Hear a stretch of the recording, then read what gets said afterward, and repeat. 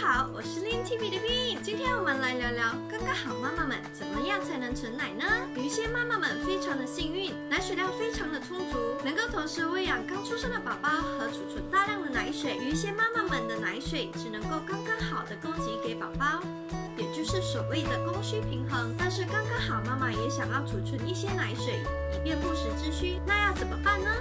这时候妈妈们就需要借助外力来帮忙了。贵妈妈我也是所谓的刚刚好妈妈，可是我却能在刚刚好供给母奶给宝宝的同时，储存一点点的母奶，以便不时之需。那我是怎么做到的呢？其实非常的简单，很多母乳妈妈们都知道市面上有一种东西叫做乳垫，就是类似卫生棉的东西，只是它是使用在乳房的部位，所以叫做乳垫。基本上哺乳妈妈们在上产前哺乳课，又或者是在购买挤奶器时，会接触到乳垫。它是以试用品或者是正品的形式出现，但是它绝对不是哺乳妈妈们的最佳选择。它不仅不环保，需要几个小时更换一次。另一方面，母奶是宝宝非常珍贵的营养来源，溢出来的人奶就这样被丢掉，是非常的可惜的。这时候在看影片的你，是不是想说，那龟妈妈我是怎么存到奶的呢？我很幸运的通过我的月子阿姨才知道，原来市面上有一种舒缓乳头不适的矽胶胸部护罩。99.9%的哺乳妈妈们都在哺乳的初期面临乳头红肿、皲裂甚至是出血的情况。这时候我们的伤口不管是触碰到内衣，或者是宝宝吸吮母乳的时候，都会感觉非常的疼痛。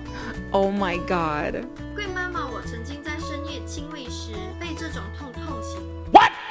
所幸我的月子阿姨介绍我这种胸部护罩，不仅让我的伤口能够减少与内衣的摩擦，我还发现这种护罩能够存奶呢。怎么说能够存奶呢？有进行亲喂或者是使用单边挤奶器的妈妈们都会知道，我们在亲喂宝宝或者是挤奶时，另一边的奶水是会溢出来的。基本上我们都会使用乳垫，以便溢出来的奶水不会弄脏我们的内衣。就像刚才我所说的，使用过的乳垫会被丢弃，这不仅不环保，而且还浪费了妈妈们苦心的天然的特别定制给我们宝宝的奶水。而这种矽胶胸部护罩，在这下面的部位有一些空间可以让我们存奶，我就是在亲喂和挤奶时使用它，睡觉的时候也带着。尤其是宝宝刚出生的第1个月，妈妈们都在坐月子，拼了命的狂吃听说会增加奶水量的食物和汤水，所以第1个月的时候，不管是深夜醒来时，或者是白天醒来之后，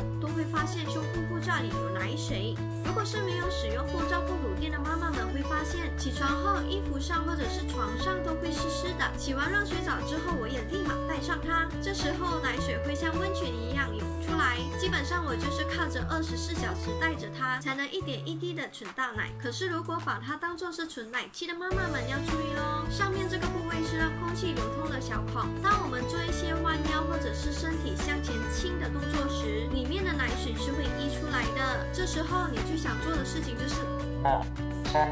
4。所以呢，希望通过我的分享，那些还在孕期、